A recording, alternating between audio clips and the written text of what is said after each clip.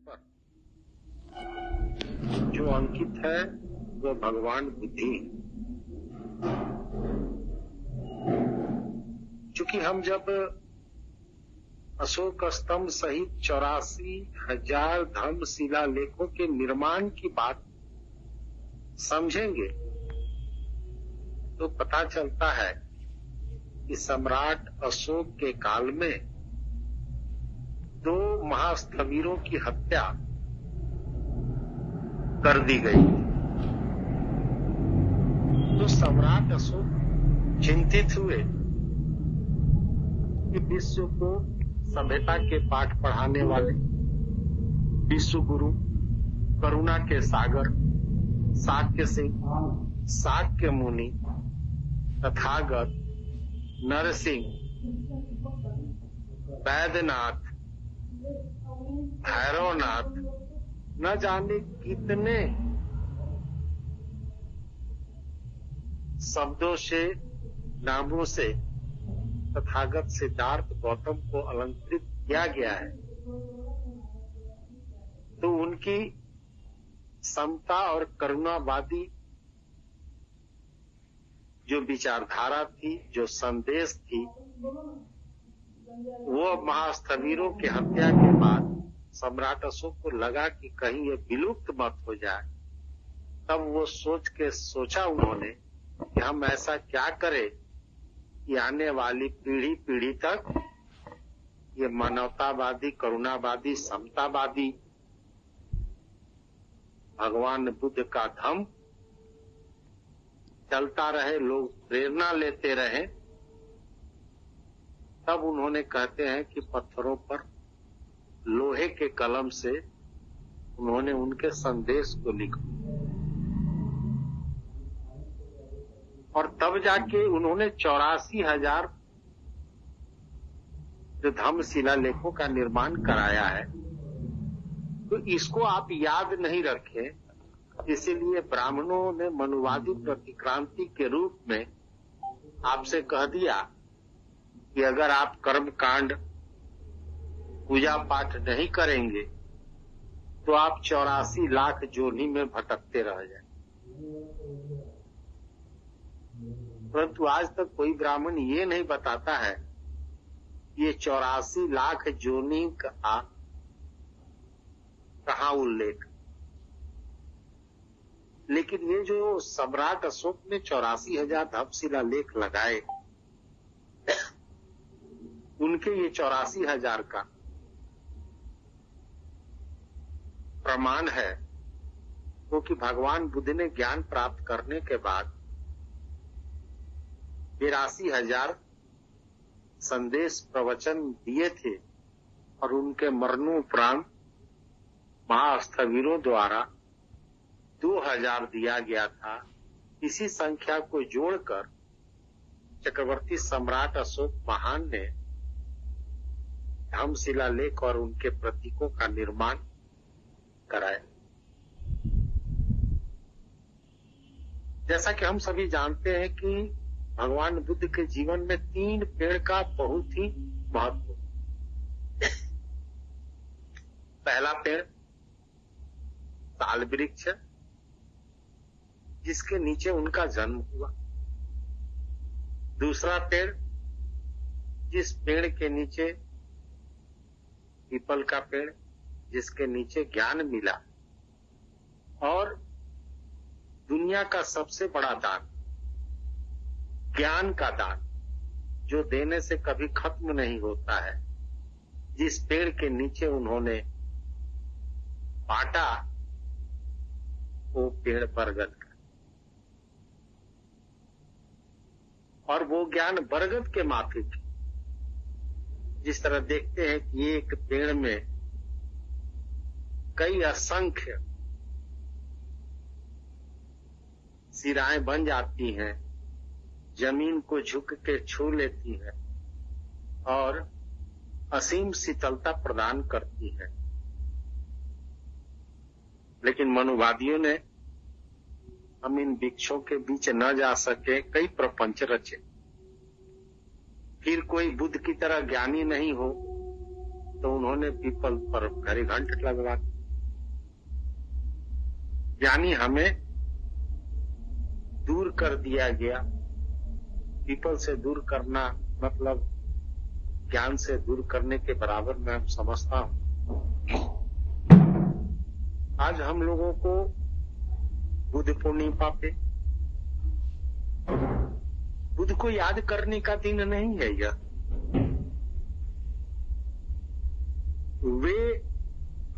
वो दिन है जो भगवान बुद्ध के संघर्षों से जो उन्होंने पाया ज्ञान के रूप में, उसको जन जन तक पहुंचाने की जरूरत है। लेकिन मनुवादियों ने जो धर्म पूरे विश्व में फैला, लेकिन दुर्भाग्य है कि जहां से फैला वहीं कुचर कर वो लोग इसे सदैव और आज भी मिटाने का प्रयास करते हैं। हमारे लोग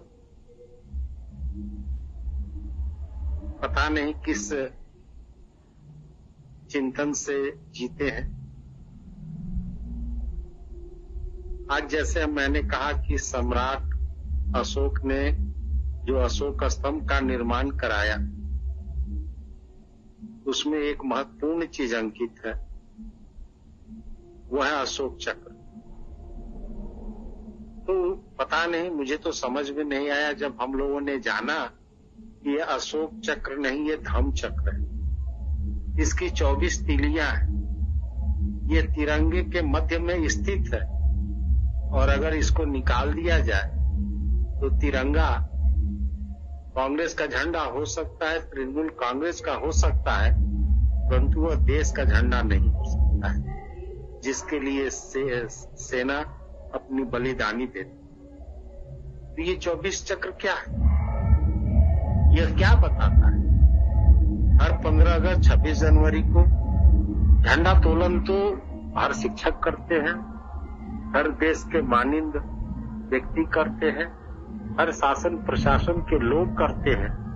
लेकिन दुर्भाग्य है कि अगर हम आजादी के 75 वर्षों में अगर झंडा और झंडे के चक्र को हर भारत के नागरिक को बता देते, जैसे अभी हम लोगों ने अपने प्रियवलम को हम लोगों ने अंग्रेजी और हिंदी में बच्चियों के माध्यम से सुना, तो ये 24 तीलियां क्या है? अभी सुनीता मैडम ने थोड़ा सा हमारा ध्यान उस तरफ आकर्षित किया। उसमें जो प्रमुख है वो है 2 अतियां, 4 आर्य शब्द, 8 अष्टांगिक मार्ग और 10 पारमिताएं। इन सबों का ही जो होता है वो 24 होता है और उसी को ध्यान में रखकर ये मूल मंत्र है मानव को श्रेष्ठ बनाने का, बनने का। लेकिन दुर्भाग्य हमारा है कि हम 15 अगस्त 26 जनवरी को सिर्फ एक गीत गाकर, जनगण मन गाकर हम लोग उस दिवस की पूर्णाहुति कर देते। ज्यादा से ज्यादा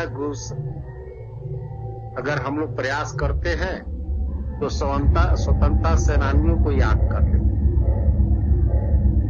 परंतु उस विश्व गुरु जिनके संदेशों पर भारत में 100 विश्वविद्यालय खुले और कहते हैं कि जब दुनिया में कोई विश्वविद्यालय नहीं था तो तथागत सिद्धार्थ गौतम बुद्ध के संदेशों पर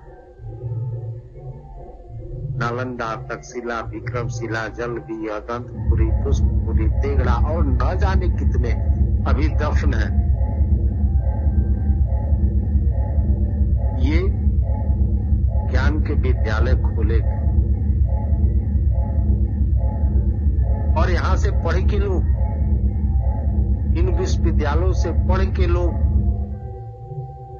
विश्व के कोने कोने पर जाके मानवतावादी, कल्याणकारी बुद्ध के संदेशों को पहुंचाया, तभी तो हम लोग कहते हैं कि आजाद भारत 33 लाख वर्ग किलोमीटर का है और अखंड भारत 52 लाख वर्ग किलोमीटर का है, जहां हमारा पूर्वजों का तन पे शासन था, लेकिन उसी में एक चक्रवर्ती महान शासक था जो तन तो छोड़ मन पर भी शासन किया, और वो 236 लाख वर्ग किलोमीटर पे शासन किया। जहां उसकी सत्ता नहीं थी मौर्य वंश की, वहां भी उन्होंने जाकर इस समतावादी करुणावादी विचारधारा को, अपने लोगों को, और कहते हैं कि दुनिया के इतिहास में किसी राजा ने अपने बेटा और बेटी को धर्म काज राजपाट को छोड़कर धर्म काज में नहीं लगाया, लेकिन चक्रवर्ती सम्राट अशोक ने धर्म काज की महत्ता देते हुए अपने बड़े बेटा महेंद्र और संघमित्रा को, दोनों को धर्म प्रचार में लगा। आज हम लोगों को सिर्फ एक बातें बार बार होती है कि महापुरुषों के मूर्तियों और चित्रों पर माला और विचारों पर ताला। मैं समझता हूं कि हम लोगों को इतनी बातें आपस में करने की जरूरत नहीं। हम सबों को गांव-गांव वैसे लोगों जिनकी जो वैज्ञानिक के बहुमूल्य उपकरण मोबाइल तो चलाते हैं, लेकिन अपने सोच को कभी भी वैज्ञानिक नहीं बनाते। आज इस वैज्ञानिक यंत्र से कौन कहां के साथ ही जुड़े हुए हैं।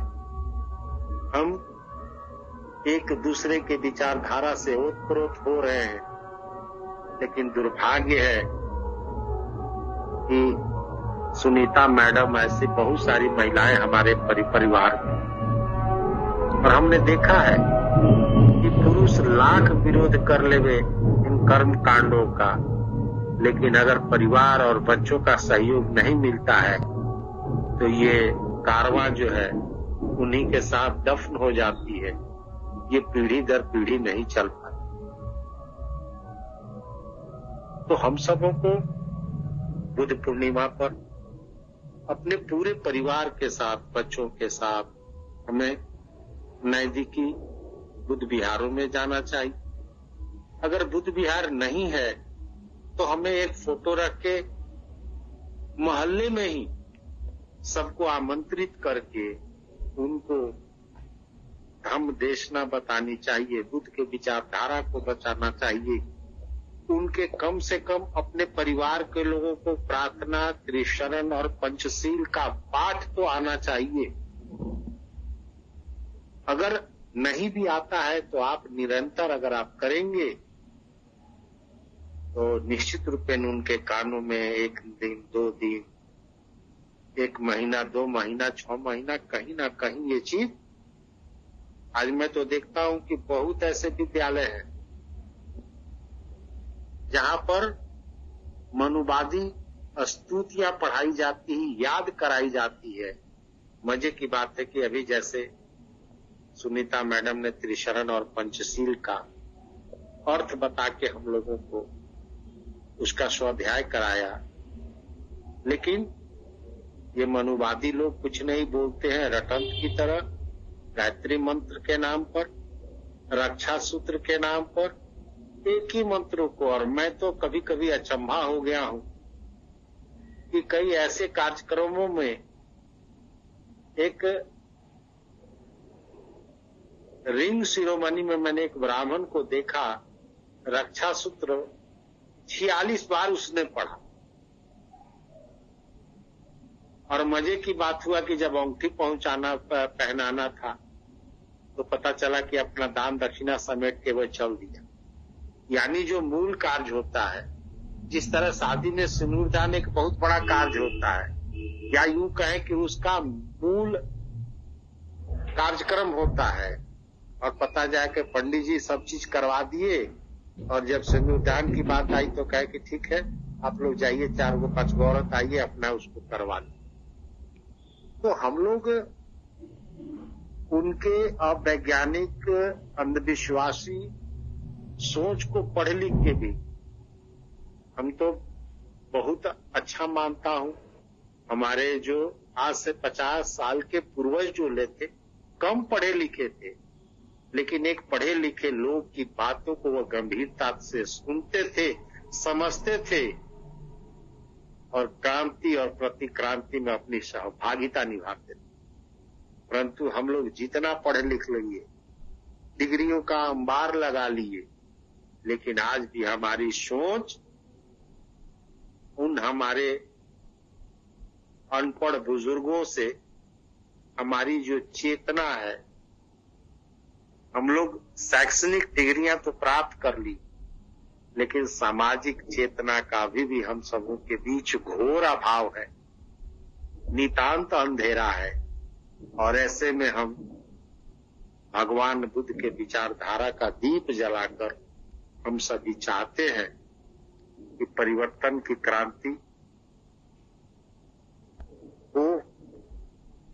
जिस सामाजिक क्रांति की शुरुआत महात्मा ज्योतिराव फुले ने की थी, जिसको बुद्ध ने की शुरुआत की थी, जिसको अंबेडकर और जगदेव बाबू यहां तक लेके आए, न जाने कितने लोगों ने कुर्बानियां दी, लेकिन आज भी आप देख रहे हैं कि भारत एक तरफ सम्राट अशोक भगवान बुद्ध के लोक कल्याणकारी कार्यों के पूरा जीवन समर्पित कर दिया।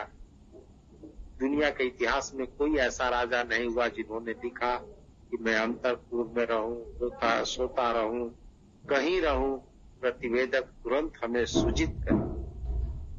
और आज क्या स्थितियां आ गई, एक आदमी प्रखंड विकास पदाधिकारी बन जाता है तो संडे के दिन अपना मोबाइल बंद रखता है और कहता है कि क्या हमारा परिवार का जीवन नहीं है। तो जो राजा अपने संपूर्ण प्रजा को अपने पुत्र के समान, संतान के समान देखते हुए उन्होंने धर्म कार्य को किए। और इस कड़ी में अगर हम लोग आज के दिन अगर उन अंग्रेजों को, लॉर्ड कानिंघम और जेम्स प्रिंसप को याद नहीं करेंगे इस बुद्ध पूर्णिमा पर, तो लगता है बहुत नाइंसाफी हो। कारण कि अंग्रेज हमारे देश में नहीं आए रहते तो हम आप सब इन बुद्ध और चक्रवर्ती सम्राट अशोक के शिलालेख और उनका इस देश के प्रति किया गया कार्य और आज का संविधान जो चक्रवर्ती सम्राट अशोक और बुद्ध के शासन और संदेशों से ओतप्रोत है, वो हम तक नहीं आ पाता। तो हम सब समझते हैं कि हम लोग बुद्ध पूर्णिमा तो 23 तारीख को मनाएंगे, लेकिन ये जगाने का काम प्रति क्षण हमें करते रहने की जरूरत है। तब जाके जो सम्राट अशोक और बुद्ध का जो सपना था अपने आने वाली पीढ़ियों के लिए हम पूरा कर पाएंगे, हम लायक कहलाएंगे।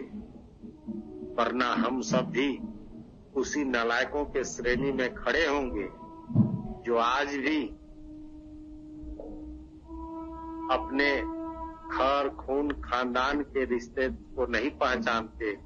अभी जैसा कुल देवता के रूप में मैडम सुनीता ने बताया कि कुल देवता के रूप में कोई और नहीं है। आज भी हमारे घरों में तथागत सिद्धार्थ गौतम किसी न किसी रूप और किसी न किसी नाम में विराजमान है। कारण था कि जब, जैसा कि अभी संयोजक महोदय ने कहा, ये हिंदू धर्म कोई और नहीं है, बौद्ध धर्म की ही ब्रजयान शाखा है। उसी को परिणत करके उसी के बोधिसत्वों को इन्होंने नाम बदल बदल के अपने देवी देवता का नाम दिया। और मजे की बात है कि हम सभी जानते हैं कि ये हर जो खाली पीरियड इतिहास का है उसको वैदिक काल करते हैं, लेकिन जब प्रमाण की बात आती है तो 1464 के पहले का कोई हिंदू धर्म का अवशेष नहीं दिखा पाते हैं, न वेद दिखा पाते हैं, न कोई पुराण दिखा पाते हैं। यानी आज भी इनका घपला मचा हुआ है। आज भी ये चाहते हैं कि हम लोग सत्य से दूर रहें, असत्य इनकी चलती रहे, अंधविश्वास चलता रहे और इनका पेट और रोजी और रोजगार चलता रहे। इसके लिए ये नित्य नए नए प्रयोग करते रहते हैं, वो देखते रहते हैं। कभी गणेश को दूध पिला के, कभी राम मंदिर के नाम पर, कभी रामनवमी के नाम पर। तो हम सबों को शपथ लेने की जरूरत है। महापुरुषों के दिवस और जन्मदिन हम इसलिए मनाते हैं कि हम लोग उनके क्रांति से सीख लें, संकल्पित हों और उसी भाव से हम लोग काम को आगे बढ़ाएं। बस इतना ही करके मैं अपनी वाणी को विराम देता हूँ। सभी तमाम साथियों को नमो बुद्धाय, जय भीम, जय जोहार। बहुत बहुत साधुवाद।